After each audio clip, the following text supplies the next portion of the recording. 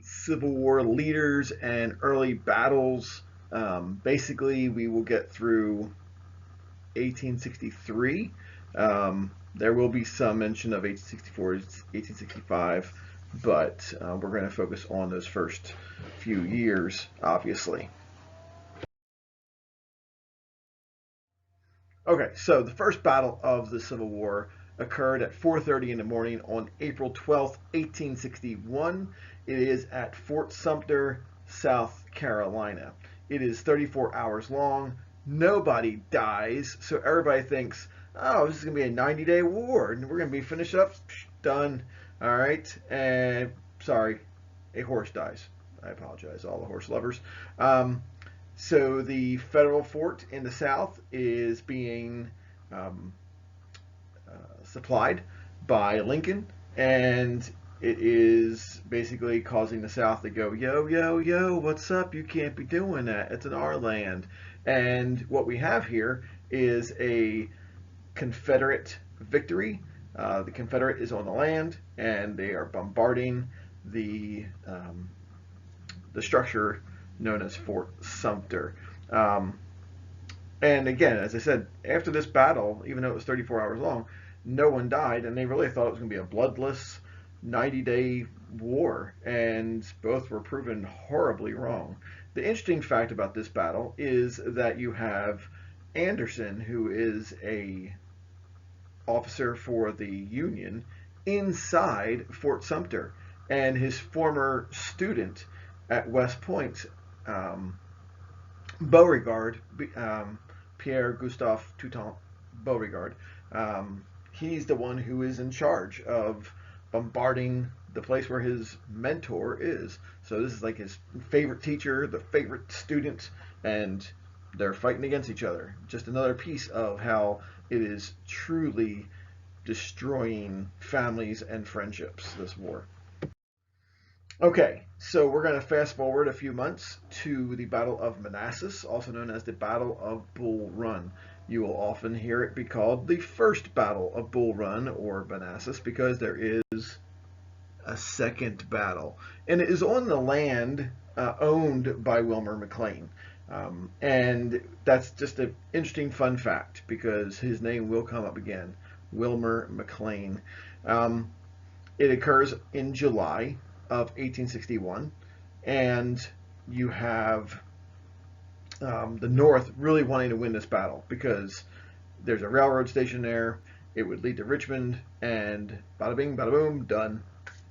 And they could win the entire war. This is actually the first battle where Clara Barton shows up, and she is the founder of the American Red Cross. So you go, Clara Barton. Notice I have the two pictures. They are the exact same house that were there during the war and still today. And basically, what happens here is you have citizens coming from Washington, D.C., because it's so close to D.C., that they actually think, you know what?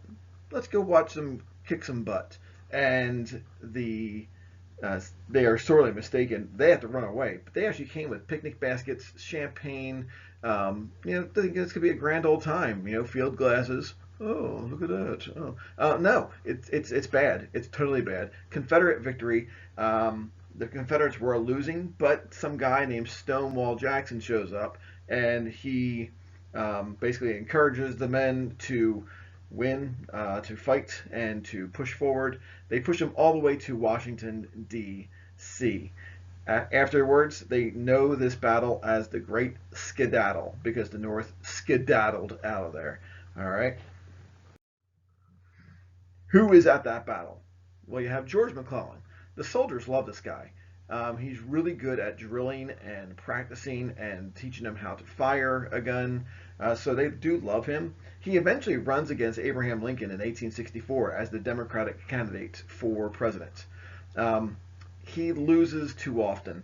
He's replaced. How's that? Well, let's say he's replaced 3 times. And after Antietam, he's done for good, which is a battle in September of 1862. They basically say that he has the case of the slows. Basically, he could have won the entire war but he just kind of like, well, let's just move forward a little bit here and a little bit there.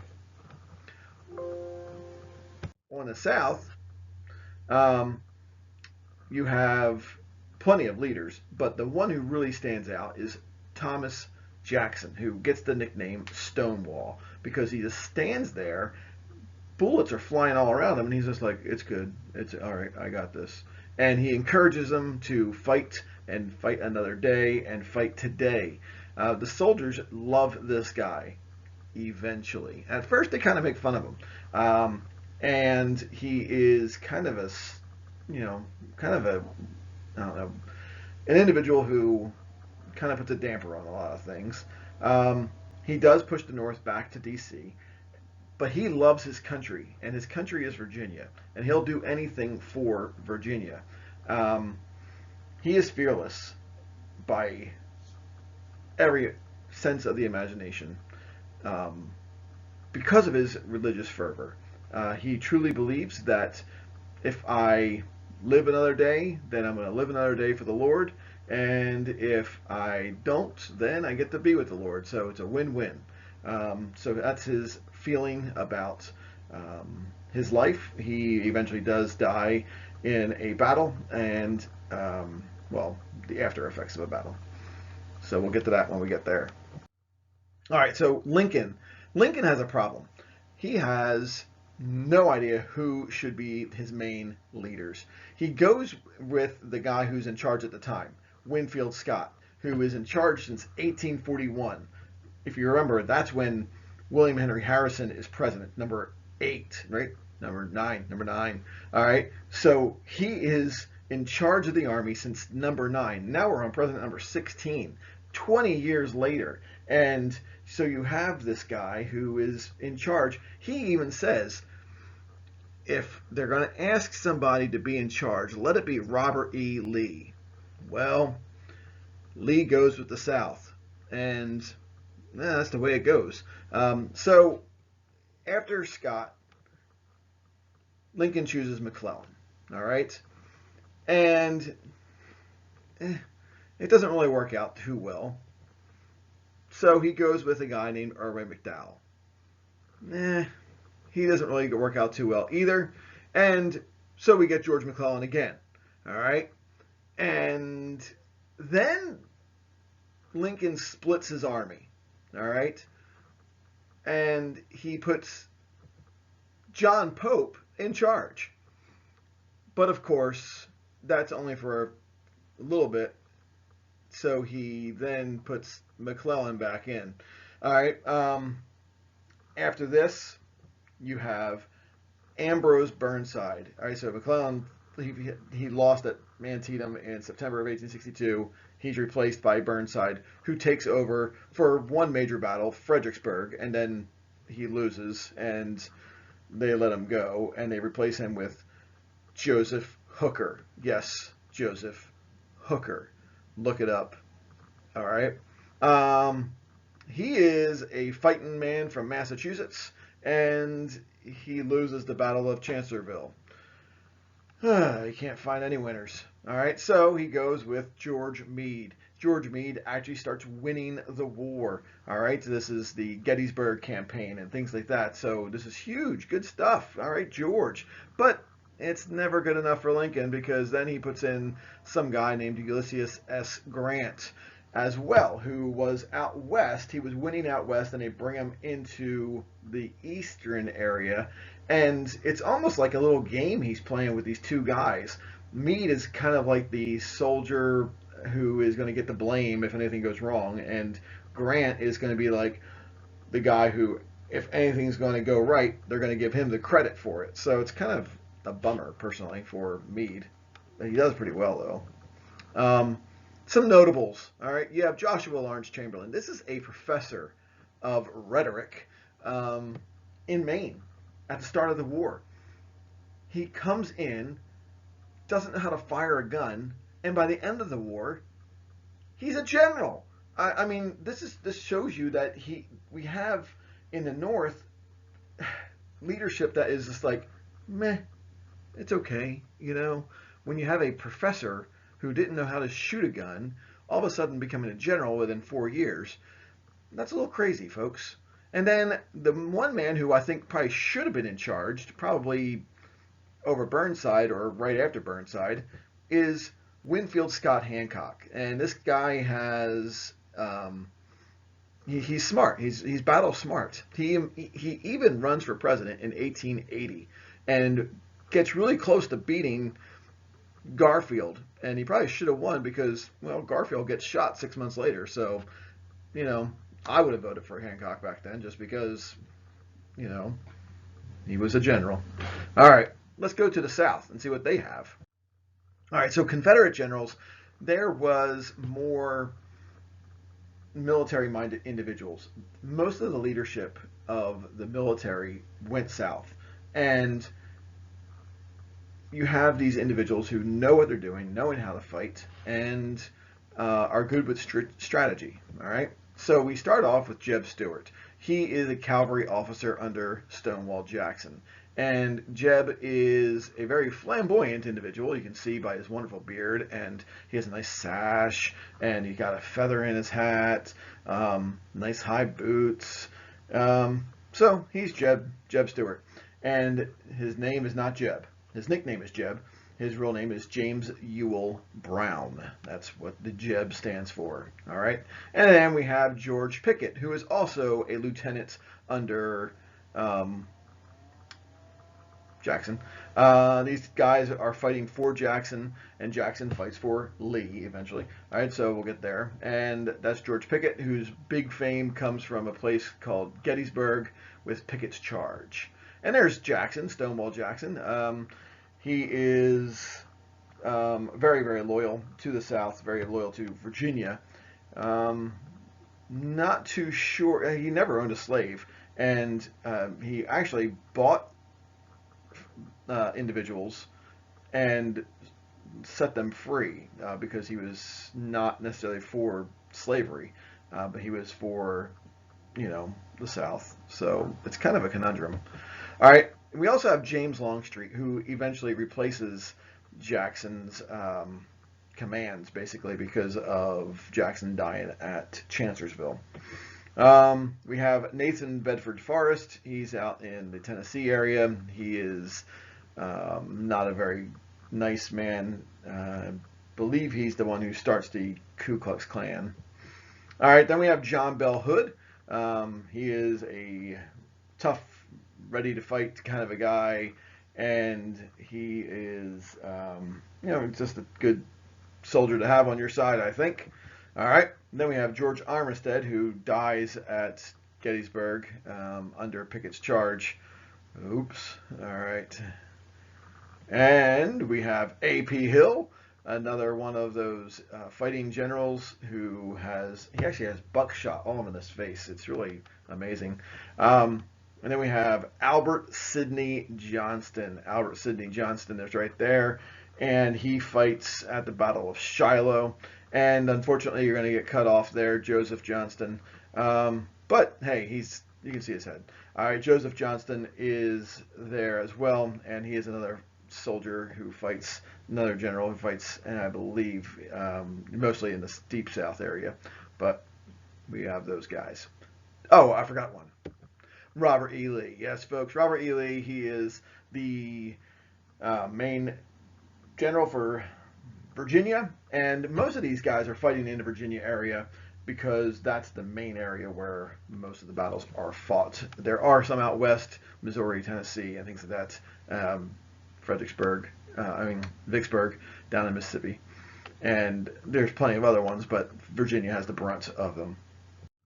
Okay, so believe it or not, I don't know if you know this, but we have ironclad ships in this war. Yes, folks, we actually have like a little submarine type thing going on. We have the Monitor versus the Merrimack, and there's a huge story about that. If you are interested in something like that, you can research that and look it up. But this is in March of 1862. We actually have a battle between metal ships for the first time, and people are all encased in them, like kind of a thing going on. So it's kind of a strange first ironclad battle. We also have the Battle of Shiloh, folks, in 1862, April of 1862 to be exact. the deadliest battle in U.S. history, only to be surpassed in about 5 months' time with Antietam. So 23,746 people die, or the casualties, at Shiloh. It is in Tennessee. It's a Union victory. Albert Sidney Johnston versus Grant. And Grant wins. Grant wins. More Americans die in this battle than all previous wars combined. Did you get that? All previous wars. All right, so one battle, more deaths than all the wars. That's crazy. All right, that's a lot of deaths, folks. All right, so then we have in a few months' time the 7 Days Battle. Yes, folks, I guess you never believe this, but it lasts for about 7 days. It's in the Virginia area, a little bit north of Richmond, and if the South loses this, Lincoln is prepared to basically say, come on back, you can have those slaves. It's going to be okay. The Army of the Potomac, which is the Army of the North, this is when they split, and Pope takes a branch and McClellan takes a branch. After this, you do have the Second Battle of Bull Run, which is, also known as the Second Battle of Manassas. Some other battles that I am going to be talking about in my other video. You have the Battle of Antietam, which I've already mentioned a few times, which is the bloodiest day in American history still. All right. Then we have the Battle of Fredericksburg, which is a gruesome little affair. Happens in December of 1862. Freezing to death. It's this. All right. Then you have the Battle of Chancellorsville, where they took a chance. The South took a chance and split their army in half, and we're going to talk about that in another video. Then we have the Battle of Vicksburg, which happens down along the Mississippi River. This is a key battle, along with the Battle of Gettysburg, which they both end 1 day apart. Vicksburg ends on July 4th, 1863. Gettysburg, July 3rd, 1863. And one's in the north, one's in the deep south, and these are big time battles, all right? And I'll get there. Gettysburg winds up being the bloodiest battle of the Civil War. And I know you're going, but Chambers, you just said Antietam was the bloodiest day in American history. How can Gettysburg be the bloodiest battle then? Well, Gettysburg is 3 days long, and so they count each of the days and all the deaths, and so it is the bloodiest battle, where Antietam is 1 day, and so it is the bloodiest day in American history. And then last one I will have on another slide is the Appomattox Courthouse, which is pictured here. You have Lee signing over the surrender to Grant, and the major part of the war is over. All right, then we have the Battle of Vicksburg, as I talked about a little bit ago. So it happens from May to July 4th, and this is the Deep South's last stronghold. The city is on a high hill, and the South has Pemberton and Johnston on their side, and they get kind of stuck. The North, they have Grant. They've got Farragut in the Mississippi River. You've got Sherman coming in from the east, and you have Porter, and he's another one on the river. So Porter and Farragut attack the city on the Mississippi. You have the cavalry attacking from the east to distract some troops and draws them out. Sherman attacks the city on the east side. It's crazy, and it takes a few months, but the South loses. There's a really cool little animation website. It's called Civil War Animated. I have it right there for you. So if you want to look at some of the battles that they have listed, feel free. Good, fun stuff to learn more about the battles. Then we have Gettysburg, which is 3 days long. It is the bloodiest battle, as I said. This is the South's last time on the offensive. All right, so they are, pushing north, which they weren't going to do, and it's a major loss for them, folks. There's two big events. We have the Battle of Little Round Top, which is right next to the Big Round Top. All right, a real original name there, Pennsylvania. And then we have Pickett's Charge. Pickett's Charge is led by none other than George Pickett, who stays in the background. Anyway, Pickett's Charge happens. They run across this huge field, which takes forever, and they lose, and they're all tired out by the time they get there. So it's a rough day for them. Key people in this battle would be Lee, Longstreet, Pickett, Armistead. Jackson's dead by this point. Key people in the north, you have Buford for day one, who gets the strategic side of the entire battlefield. If he did not pick well, the South probably would have won. Then you also have Meade, and Hancock is here, and Chamberlain is up on Little Round Top. It's a, who's who of Civil War generals. The turning points. All right, so this is the huge discussion in all of history, American history, which one is it? Vicksburg, which is pictured up top there, or Gettysburg, which is pictured with the Devil's Den piece right there above my head? Which one is a turning point in the Civil War? And my question to you is, do you think maybe there's an immediate turning point, and then we have an overall turning point once we look back in history? And that could possibly be. For me, I think that Vicksburg is probably the immediate turning point, simply because they cut the South in half, which is a part of the Anaconda Plan, by capturing the Mississippi River. That was a huge turning point, folks. But Gettysburg, it demoralizes the South. And I think overall, that kind of was a crushing defeat for the South. So while the immediate loss at Vicksburg destroys their economy and destroys them by splitting them in half, the morale is the other piece, which I think goes to Gettysburg. However, there might be something else that it might be a turning point, because they were fighting continually after Gettysburg, and that is just some thought here. The Gatling gun, folks. Yes, folks, the Gatling gun is introduced during the Civil War. It could be a turning point. I don't know. The South doesn't win anymore after it is introduced, to tell you that much. And it is used by General Butler at the Battle of Petersburg in the winter of 64-65, and it causes the South to run all the way to Appomattox Courthouse. And so this could be the turning point in technological warfare type of thing. So the artillery changes of adding the Gatling gun. Interesting fact, just like Eli Whitney and all those other individuals who create things to try and end things, Dr. Gatling really thought, if I make a gun that is able to do 350 to 400 rounds a minute, I think it is, surely everybody will go, wow, war is really stupid. He really thought that this was going to show the folly of war, folks. He did not see this becoming like a huge piece of people going, wow, we can kill more people at once and then we can win. All right, so, oops. He didn't have a lot of forethought in the end game, but that's that. You can see a little picture of him in the reenactment picture there of the Gatling gun being used. There's a picture, a little stand.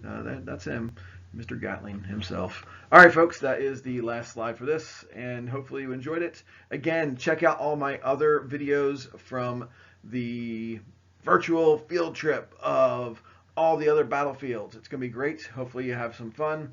Take care. And, do your job. Peace.